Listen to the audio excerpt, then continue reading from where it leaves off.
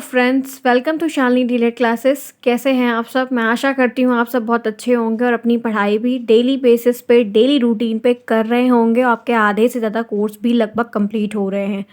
अब लास्ट में आपको जो मोटी मोटी चीज़ें हैं वही आपको पढ़नी रहेगी, जो हम करवाएंगे। फ़िलहाल अभी देखते हैं आज का टॉपिक क्या है। मैंने यहाँ पर मैथ की क्लास ली है। ये हमारी आज की 5th एक्सरसाइज है। इसकी जो थ्योरी है इस चैप्टर की, वो हमने पहले ही पढ़ी है, डिस्कस की है कि इस थ्योरी में क्या क्या है, कैसे क्वेश्चंस आते हैं। आज की जो क्लास है हम उससे रिलेटेड सारे क्वेश्चंस को करेंगे जो अब तक आ चुके हैं, आने की चांसेस है, या इस टाइप के ही रिलेटेड क्वेश्चन आने की पूरी उम्मीद है। और प्रीवियस ईयर के जो क्वेश्चंस हैं वो रिपीट होते हैं, बहुत टाइम रिपीट हुए हैं। कभी डिजिट चेंज कर देगा या हल्की फुल्की कुछ चेंजेस करते हैं और एज इट इज़ वही रहता है, तो इस बात का भी आप ध्यान रखें। आज की जो क्लास है ये लेसन 5th है, जहाँ पे हम महत्तम समापवर्त, लघुत्तम समापवर्तक की अवधारणा, भाज्य, भाज्य संख्याएं और अर्थ, अपवर्तक, अपवर्त, समापवर्तक, इन सब से रिलेटेड क्वेश्चंस को करेंगे। आप शालिनी डीलेट क्लास साथ बने हुए हैं, लाइक शेयर सब्सक्राइब बिल्कुल ना भूलें। चलिए अपने क्वेश्चंस की तरफ आगे बढ़ते हैं, देखते हैं आज का मैंने पहले क्वेश्चंस क्या लिया हुआ है। आज का पहला क्वेश्चन आपके सामने यहाँ पर है कि भाग विधि से लघुत्तम समापवर्त ज्ञात करो। हमको भाग विधि से 1 पॉइंट, दूसरा क्या, लघुत्तम समापवर्त ज्ञात करना है। तो दो चीज़ें मेन है, एक तो भाग विधि से हम लघुत्तम समापवर्त दो विधि से निकालते हैं, एक भाग विधि से, एक गुणनखंड विधि से। याद रखिएगा, हर इस टाइप के क्वेश्चंस को करने के दो तरीके होते हैं। तो यहाँ पे हमको लघुत्तम समापवर्त निकालना है, यानी कि एलसीएम करना है, वो भी भाग विधि से करना है। तो चलिए देखते हैं कैसे करते हैं। वैसा आप सब तो जानते ही होंगे कि हम एलसीएम कैसे निकालते हैं, फिर मैं बता दूँ। यहाँ पे हमें 14, 28, 35 और 56 का एलसीएम निकालना है, जिसको हम लघुत्तम समापवर्त ज्ञात करने को कहा जा रहा है हमारे प्रश्न में। ये 2015 में आया हुआ है, इम्पॉर्टेंट है। चलिए देखते हैं कैसे करते हैं। आप 14, 28, 35, 56 को ऐसे लिख दीजिए। फिर आप इसमें 2 से भाग करिए या 2 बार ले जाइए, तो 2 से 14, 14 दूनी 28, 35 ऐसे उतर जाएगा और ये 28 बार जाएगा, 56 कट जाएगा। फिर 2 बार जाएगा तो 7 उतर जाएगा, 14 दूनी 28, यहाँ पे देखिए 7 आ जाएगा, 2 से 14, 35 उतर जाएगा और 14 दूनी 28, ये भी कट जाएगा। फिर 2 बार जाएगा तो ये 7 ऐसे उतरेगा, इसका भी 7 उतर जाएगा, ये 35 है, ये देखिए यहाँ पे लिख दिया मैंने, ये 35 से उतर जाएगा और ये 214 यहाँ पे कट जाएगा। अब हम 5 बार ले जाएंगे तो 7 उतर जाएगा, ये भी 7, 5 सत्ते 35, यहाँ पे 7 आएगा, कट जाएगा 35, 7 उतर जाएगा। अब 7 बार ले जाएंगे तो एक इकन्नम इकन्नम इकन्नम कट गया। तो ये कंप्लीट एक तरीका है एलसीएम निकालने का, कि हम एलसीएम कैसे निकालते हैं, मैंने वो आपको समझा दिया। अब देखिए इसका राइट आंसर यहाँ पे क्या है, तो आप यहाँ पे 2 गुणे 2 गुणे 2 गुणे 5 गुणे 7, इन सबको जो गुणा करेंगे तो 280 आएगा। तो राइट आंसर इसका यहाँ पे क्या है, लघुत्तम समापवर्तक, इसका है 280। ठीक है, बात आगे बढ़ते हैं, नेक्स्ट प्रश्न की तरफ देखते हैं क्या है। आज का दूसरा प्रश्न आपके सामने यहाँ पर है कि 9 के अभाज्य गुणनखंड बताने हैं। 9 के अभाज्य गुणनखंड, भाज्य और अभाज्य दो होते हैं।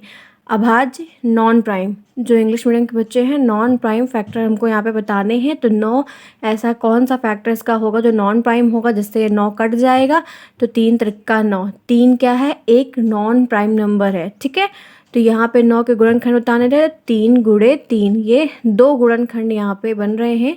देखिए यहाँ पे 3 गुणे 3, 2 संख्याएं हैं, 9 कट रहा है, तो ये इसका अभाज्य गुणनखंड है।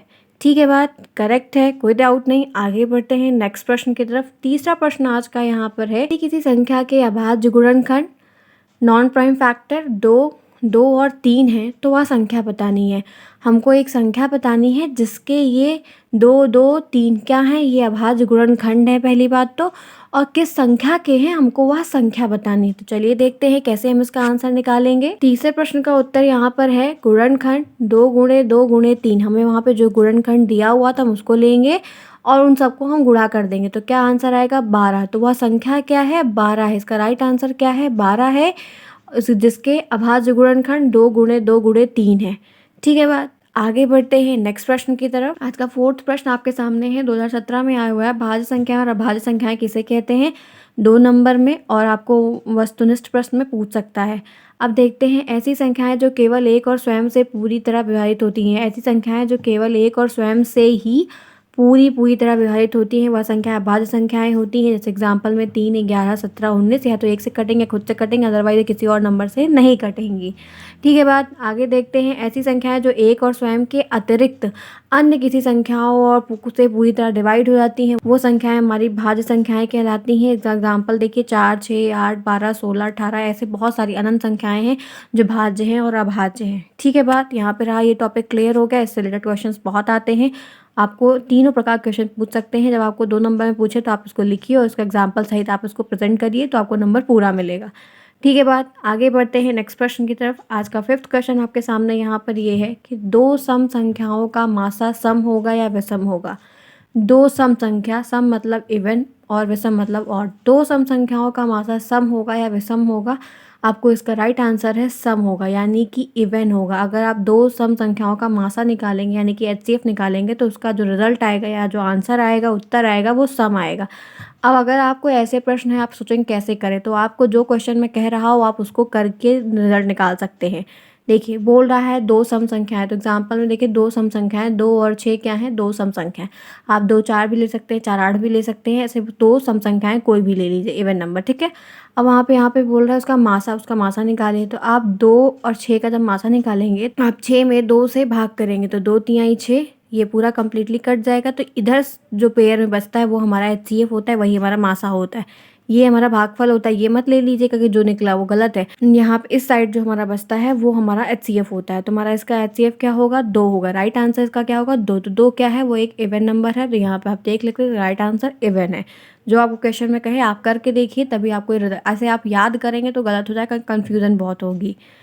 ठीक है बात, आगे बढ़ते हैं। कोई डाउट हो तो आप कमेंट के थ्रू पूछ सकते हैं। आज का 6th क्वेश्चन आपके सामने यहाँ पर है 24 और 32 का मासा भाग विधि से। हमें यहाँ पे 24 और 32 का एचसीएफ निकालना है, हाईएस्ट कॉमन फैक्टर हमें इसका एचसीएफ निकालना है, वो भी भाग विधि से। भाग विधि से हमको एचसीएफ निकालना है। देखते हैं कैसे निकालते हैं।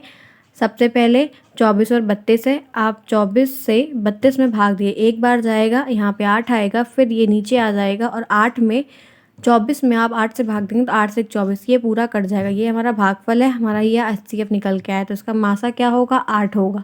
राइट आंसर क्या होगा, 8 होगा। एक बात और क्लियर कर दो, जैसे 24 और 32 है तो 24 छोटा है, फिर 32 है, इस तरह। अगर आपको 22 दे दे, 42 दे दे, 21 दे दे, आपको 26 दे दे, तो आप 22 में 42 से करेंगे, 42 में 21 से करेंगे, फिर ये गलत है। आपको अगर आपको करना है तो आप पहले अरेंज करेंगे, 21 लिखेंगे, फिर 22 लिखेंगे, फिर 26 लिखेंगे।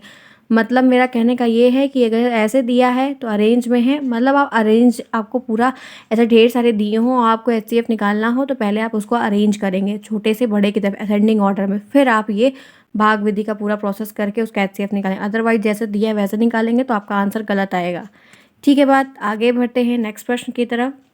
7वां प्रश्न आपके सामने ये है, 2015 में आया है, इंपॉर्टेंट है। जो क्वेश्चन पुराने उसको बिल्कुल मत छोड़िएगा, क्वेश्चन रिपीट होते हैं, सिर्फ डिजिट चेंज करेगा, अदरवाइज वही रहेगा। 9 और 15 के समापवर्तक हमको बताने हैं। 9 और 15 के हमको समापवर्तक बताने हैं। मतलब ये है कि उसको हम उसके जितने भी फैक्टर है वो हमें बताने हैं कि किससे किससे ये कम्प्लीटली डिवाइड हो रहा है। फिर जैसे 9 बोला है तो 9 का हम तब तक फैक्टराइजेशन करेंगे जब तक 9 स्वयं नहीं आ जाता। तो 1 से कटेगा, 3 से कटेगा, 9 से कटेगा। 15 का 1 से कटेगा, 3 से कटेगा, 5 से कटेगा और 15। तो यहाँ पे 15, यहाँ 15, यहाँ 9, यहाँ 9, कम्प्लीटली जब तक आ रहा है तब तक आप करते रहिए। तो देखिए यहाँ पे 1 तो सबका कॉमन रहेगा, मैंने पहले ही बताया है। फिर यहाँ पे देखिए सिर्फ 3 है, 3 ही ऐसी संख्या है जो दोनों में कॉमन है। समापवर्तक जब पूछे तो आप कॉमन ढूंढिएगा कि उनमें क्या कॉमन है। तो इसका समापवर्तक क्या है, 1 और 3। राइट आंसर क्या है, 1 और 3, 9 और 15 का समापवर्तक। ठीक है बात, आगे बढ़ते हैं। आपको ये ऑब्जेक्टिव में भी वैसे ये दे देगा और ऐसे ऑप्शंस दिए रहेंगे, तो आपको टिक करना होगा, ये विधि पता होगी तभी आप लगा सकते हैं। आगे बढ़ते हैं नेक्स्ट प्रश्न की तरफ। आज का 8th क्वेश्चन आपके सामने यहाँ पर है, 56, 70 और 84 का हमको एलसीएम निकालना है। 56, 70 और 84 का हमको लासा निकालना है, लीस्ट कॉमन मल्टीपल। ठीक है, अब देखिए 2 बार पहले ले जाएंगे, हम स्टार्टिंग 2 से करते देखते हैं कि उसमें कोई ऐसी संख्याएं हैं कि 2 से, अगर एक भी संख्या 2 से कटेगी तो पहले हम 2 से काटेंगे। तो 2 का हमने आपको डिविजिबिलिटी रूल बताया था, तो वहाँ से आप वो तैयार रहेगी तभी आप इस चीज़ को पान पाएंगे ये नंबर 2 से कटेगा या नहीं कटेगा। अब देखिए 56, 70, 84 है, 56 2 से कटेगा, हाँ बिल्कुल कटेगा, 28 बार कट जाएगा। और 70 जो है 35 बार, 84 जो है 42 बार कट गया। फिर 2 से ले जाएंगे, 14 बार में कटेगा, 35 उतर जाएगा, 21 आ जाएगा। फिर 2 से ले जाएंगे, 7 बार कट जाएगा, 35 उतर जाएगा और 21 भी उतर जाएगा। फिर 3 बार ले जाएंगे, 7 ऐसे ही लिख देंगे, 35 लिख देंगे, ये 7 बार में कट जाएगा यहाँ पे। फिर 5 से ले जाएंगे, 7 ऐसे लिख देंगे, फिर 5 से 35, 35 कट जाएगा, 7 लिख देंगे, 7 बार ले जाएंगे, 1 1 1। ठीक है, अब इन सबको आप गुणा कर दीजिए सारे फैक्टर्स को। तो देखिए 2 गुणे 2 गुणे 2 गुणे 3 गुणे गुणे 5 5 गुणे 7, ठीक है। 2 गुणे 2 गुणे 3 गुणे 5 गुणे 7, ये आ गया राइट आंसर। इसका 840 है। क्या है? 840 का एलसीएम कितना आया? 840 आया। भाग विधि है ये, ठीक है। बात आगे बढ़ते हैं नेक्स्ट प्रश्न की तरफ। ये रहा आज का 9th क्वेश्चन आपके सामने। यहाँ पर है 8 और 10 का अपवर्तक गुणज या फैक्टर ज्ञात करो। हमको 8 और 10 का अपवर्त बताना है, फैक्टर बताना है, गुणज बताना है। 2016 में आया है, इंपॉर्टेंट है, फोकस करके चीज़ों को समझिए। आपको इसमें अपवर्त पूछा है, उसका फैक्टर पूछा है, तो 8 की टेबल शुरू करिए। 8 का 8 16 8 24 8 तक बताया हम 4 8 48 एंड सो ऑन। 10 की शुरू करिए तो 10 दूनी 20 30 40 50 60 70 80 90 100 एंड सो ऑन। तो ये सब क्या है? ये 8 और 10 के गुणज है। क्या है? अपवर्त हैं, ठीक है। बात आगे बढ़ते हैं नेक्स्ट प्रश्न की तरफ। आज का 10th क्वेश्चन आपके सामने यहाँ पर है कि 10 और 12 और 20 का समापवर्तक ज्ञात करो। 12 और 20 का समापवर्तक ज्ञात करो। दैट मीन समापवर्तक जब भी कभी आपको कॉमन देखिएगा कि उनमें दोनों में कॉमन क्या है, तो आपको बोल रहा है समापवर्तक ज्ञात करो, तो आप यहाँ पे गुणनखंड विधि से निकालेंगे। तो 1 2 से कट गया, 3 से कट गया, 4 से कट गया, 6 से कट गया, 12 से कट गया। यहाँ पे 12, यहाँ पे 12। फिर 20 से आप लेके जाएंगे तो 1 है, 2 है, 4 से कटा, 5 से कटा, 10 से कटा, 20 से कटा। यहाँ पे 20, यहाँ पे 20, ठीक है। आपने यहाँ पे फैक्टर्स खुद निकाल लिया। अब आप देखिए, अब यहाँ पे एक तो सभी में कॉमन रहेगा, मैंने पहले ही बताया है। फिर यहाँ पे इन दोनों में 2 कॉमन है, ठीक है, दोनों में है। फिर यहाँ पे 4 कॉमन है। फिर आपको क्या कोई और संख्या कॉमन दिख रही? नहीं दिख रही। समापवर्तक का मतलब वो कॉमन है। समापवर्तक मतलब उभनिष्ठ पेयर जो है, उभनिष्ठ फैक्टर्स जो है। तो देखिए कॉमन फैक्टर यहाँ पे 1 है, 2 है, 4 है। तो 12 और 20 के कितने समापवर्तक हैं? तो 3 है। ये 3 संख्या नहीं सोचिएगा, गलत है वो। यहाँ पे 1 2 3, ये जो 1 2 3 ये 3 संख्याएं जो दी हुई हैं, ये इसका राइट आंसर है। तो आपको ये प्रश्न जो है कभी कभी ऐसे दे देगा तो आप अच्छे से कर ले जाएंगे। कभी कभी आपको ऑब्जेक्टिव में जब पूछेगा ना, तो आपको ये भी पूछ सकता है, तो आपको निकालना आना चाहिए, वरना आप गलत करके चले जाएंगे। या कभी कभी आपको ये कॉमन फैक्टर का एक सेट दे देगा, कभी आपको 2 3 1 दे देगा, कभी 4 3 1 देगा, तो आपको राइट आंसर निकाल के टिक करना होगा। तो इस तरह के एक क्वेश्चन को पूछने के कई तरीके होते हैं, इसीलिए आप मल्टीपल तरीके से प्रैक्टिस करिए और फोकस करके चलिए कि ये पूछेगा तो ये आंसर, ये पूछेगा तो ये आंसर, ठीक है। बात आगे बढ़ते हैं नेक्स्ट प्रश्न की तरफ। आज का 12th क्वेश्चन आपके सामने यहाँ पर है, 2017 में आया हुआ प्रश्न है। 12 16 30 का हमको लासा निकालना है, वो भी गुणनखंड विधि से। 12 16 30 का लासा निकालना है, एलसीएम निकालना है, वो भी गुणनखंड विधि से। कैसे निकालेंगे? 12 से देखेंगे, फिर 16, फिर 30।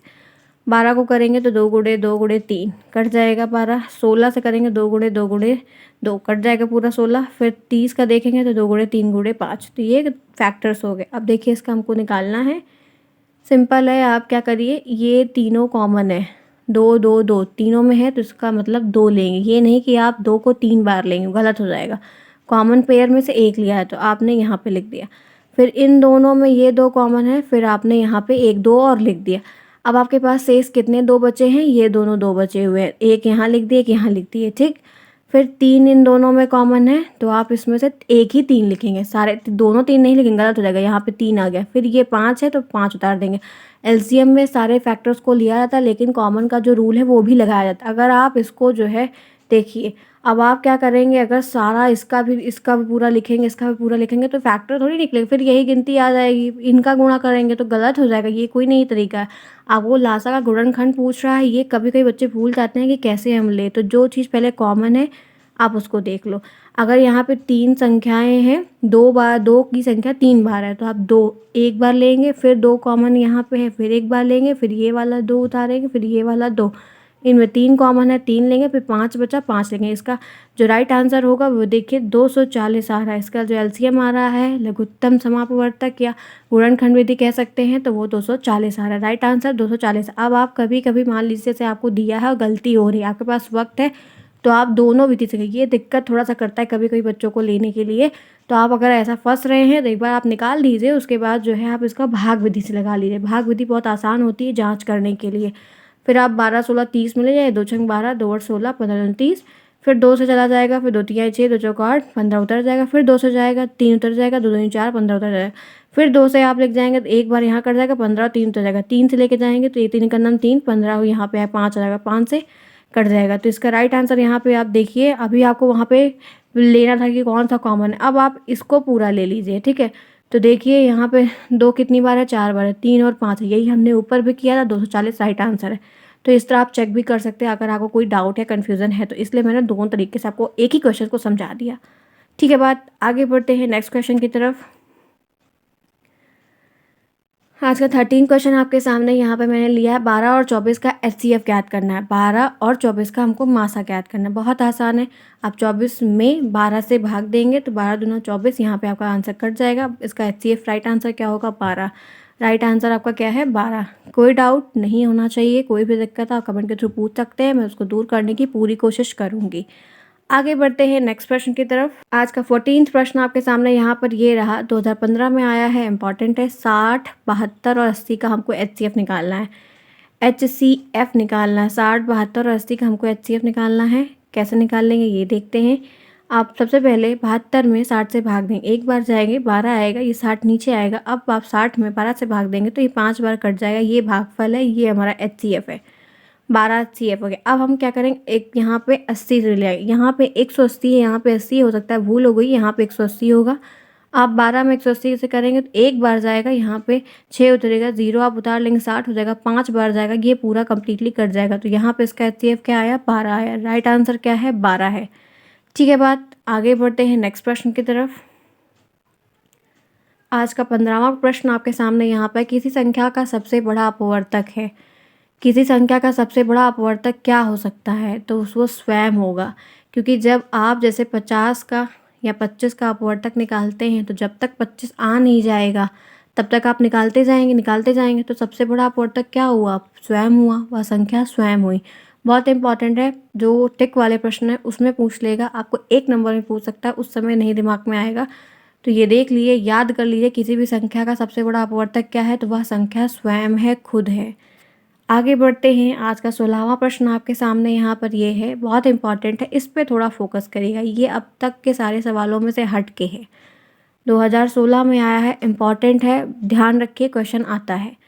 दो संख्याओं का मासा 35 है और उनका लासा 525 है।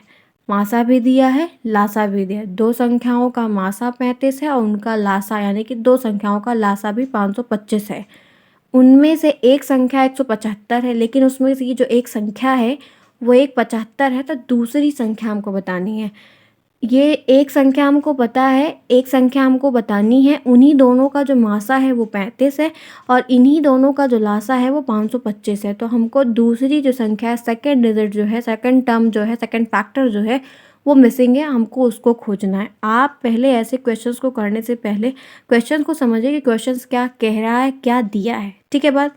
अब देखिए, हमको दूसरी संख्या फाइंड करनी है तो इसका एक सूत्र होता है, दैट मीन्स का एक फॉर्मूला है, first number into second number is equal to HCF into LCM. पहला नंबर और दूसरा नंबर जो है उसको हम गुणा करेंगे, यह बराबर होगा एचसीएफ और एलसीएम के। ठीक है। अब देखिए, हमें सेकेंड नंबर तो पता नहीं है, सेकेंड नंबर हमें खोजना है, ये पता है, ये पता है, ये पता। अब हम जो जो पता है पहले उसको रख देंगे। हम देखिए, अब आप देखिए यहाँ पे हमको फर्स्ट नंबर नहीं, फर्स्ट नंबर पता है, आप इस first number into second number करिए, सेकंड नंबर फर्स्ट गुणा बराबर 2 गुणे 4 करिए, 4 गुणे तो एक ही आंसर आएगा। अब सेकंड नंबर को हमने x सपोज कर लिया, ठीक, और फर्स्ट नंबर हमको 175 दिया, बराबर का सिंबल लगाया, एचसीएफ हमारा 35 है, एलसीएम हमारा 525 था, हमने उतार दिया। अब आप वो जानते हैं ना, क्रॉस मल्टीप्लिकेशन वाला गुणा या तिर्यक गुणा लोग कहते हैं, अलग अलग है हिंदी और इंग्लिश में। आप इसको ऐसे करिए तो इसके नीचे 1 लिख सकते हैं, इसके नीचे भी 1 लिख सकते हैं, ये इधर आता है, ये इधर आता है, ऐसा रूल होता है। ठीक है। अब आप देखिए, उसी पर्पज़ से यहाँ पे मैं आपको समझा दूँ तो ये क्या होगा, यहाँ पे आप 1 में आया, ये यहाँ आया, ये यहाँ आया, ठीक है। तो ये जो पेयर है ये नीचे आ जाएगा और ये पेयर ऊपर का ऊपर रहेगा, तो यहाँ पे x बाहर हो जाएगा, x बाहर हो गया, 35 गुणे 525 बटा 175, ये कटेगा। आप जब इसको काटेंगे तो आप 5 से काटिए, कट जाएगा आराम से। पहले आप 35 से कन्नम काट देंगे, तो 35 से कन्नम 35, 35 पंचे 175, 35 से कट गया, यहाँ पे 5 आया। अब 5 एकन्नम 5 और इसको काटेंगे तो 105 आएगा। जब 5 में से आप 525 को काटेंगे तो 105 आएगा और x की वैल्यू 105 आएगी। दूसरी संख्या आपसे पूछ रही थी, x क्या है, दूसरी संख्या का मान है, तो आप दूसरी संख्या का मान देखेंगे तो दूसरी संख्या क्या है, 105 है। पहली संख्या 175, दूसरी संख्या 105। ठीक है बात। क्लियर है? इसका आपको क्वेश्चन लगाने के लिए आपको फॉर्मूले को ध्यान रखना बहुत ज़रूरी है। कभी-कभी आपको दोनों नंबर दे देगा तो एचसीएफ पूछेगा, कभी-कभी 2 नंबर दे देगा एलसीएम पूछेगा, ऐसे आपको ये प्रश्न पूछा जाता है। आगे देखते हैं नेक्स्ट क्वेश्चन क्या है। अब देखिए उसी से रिलेटेड मैंने आपको एक प्रश्न और लिया हुआ है। 17वां प्रश्न 2015 में आया हुआ है। 2 संख्याओं का मासा हमको 15 दिया है, उनका गुणनफल हमको 900 दिया है, लेकिन हमको उनका लासा नहीं पता है। अब हमको उनका लासा निकालना है और गुणनफल पता है दोनों संख्याओं का, मासा पता है। कैसे निकालेंगे? वही फॉर्मूला पुट करेंगे। 2 संख्याओं का गुणनफल बराबर मासा इंटू लासा। गुणनफल क्या है? 900 है। मासा क्या है? 15। लासा क्या है? नहीं पता है, उसकी जगह पे एक्स पुट करेंगे। फिर हम 15x ये हो जाएगा, ये 900, 15x को इधर लाएंगे, ये 900, x बटा 900 बटा 15। अब आप 900 में 15 से भाग देंगे तो 60 आएगा। इसका राइट आंसर क्या है? 60 है। एलसीएम क्या है? आपको एचसीएफ पता था, गुणनखंड पता था, एलसीएम आपका 60 निकला। ठीक है बात, आगे बढ़ते हैं। कोई डाउट हो आप कमेंट के थ्रू पूछ सकते हैं। आज का 18 प्रश्न आपके सामने ये रहा। 48, 64 और 72 का हमको मासा निकालना है। 48, 64, 72 का हमको मासा निकालना है, एचसीएफ निकालना है। अब देखिए 48 को आप तोड़ना शुरू करेंगे तो 2 गुणे 2 गुणे 6, 48 आ जाएगा। 64 में 2 गुणे 2 गुणे 2 गुणे 2 गुणे 2, फिर 72 में 2 गुणे 2 गुणे 3 गुणे 3। ठीक है, अब आप देखिए आपको मासा बताना है। मासा का मतलब जो कॉमन फैक्टर्स होते हैं वो, इसमें ये 2 कॉमन है तो 1 2 लिखेंगे। इसमें ये फिर 2 का सेट कॉमन है, फिर आप 2 लिखेंगे। फिर इसमें ये भी एक सेट कॉमन है, फिर आप 2 लिखेंगे। ठीक है, अब देखिए और कोई भी चीज़ में कॉमन है? कुछ भी नहीं कॉमन है, तो जितना भी और शेष पेयर है आप उनको छोड़ देंगे, क्योंकि आपको मासा फाइंड करना है। मासा में हमेशा कॉमन लिया जाता है, तो आपको इसका कॉमन क्या है? ये 2, फिर ये 2, फिर ये 2, 2 दूनी 4 दूनी 8। इसका क्या एचसीएफ निकल के आया? 8। राइट आंसर क्या है? 8। मासा क्या है? 8। एचसीएफ क्या है? 8। ठीक है बात, आगे बढ़ते हैं। आज की क्लास यहीं तक। हमने आज टॉप 18 क्वेश्चंस को देखा जो इम्पॉर्टेंट थे। इस चैप्टर से इससे बाहर क्वेश्चन नहीं आएगा। मैंने हर एक भाज्य, भाज्य, अपवर्तक, समापवर्तक, गुणनखंड विधि से, भाग विधि से, एलसीएम, एचसीएफ और वो जो नंबर वाले फॉर्मूले थे उनके बेस पे सारे क्वेश्चंस को कंडक्ट कराया। आई होप आपको ये वीडियो पसंद आया होगा। हम इसी तरह नेक्स्ट चैप्टर जो हमारा प्रतिशत का है हम उस पर टॉपिक पे क्वेश्चंस को लगाएंगे, जो एक्सरसाइज है वो करेंगे। काफ़ी इंपॉर्टेंट है। लास्ट के जो चैप्टर है वो बहुत इंपॉर्टेंट है, क्योंकि इससे बहुत सारे क्वेश्चंस आते हैं, ऑब्जेक्टिव भी बनते हैं। कभी कभी पेपर इन्हीं दोनों पेपर से ही क्वेश्चन चैप्टर से ही मिलकर बनता है। तो भी फोकस होकर इन चीज़ों को लगाइए, क्योंकि मैथ में ही बैक लगती है। बैक लगेगी तो बहुत दिक्कत होगी, पैसे भी डूबेंगे, टाइम भी वेस्ट होगा। इसलिए मैथ पे सबसे ज़्यादा फोकस करिए। ठीक है बात, हम इसी तरह नेक्स्ट वीडियो में मिलेंगे। वीडियो से बने रहने के लिए आप चैनल को सब्सक्राइब करिए, वीडियो को लाइक करिए, दोस्तों में शेयर करिए, कमेंट करके बताइए आपको क्वेश्चंस कैसे लगे। अगर कुछ गलतियां थोड़ी बड़ी इधर मिस्टेक में होती हैं कैलकुलेशन, तो उसके लिए मैं सॉरी बोलती हूँ। कभी कभी बाय मिस्टेक गलतियाँ हो जाती हैं। हम नेक्स्ट वीडियो में मिलेंगे, तब तक के लिए take care and bye bye.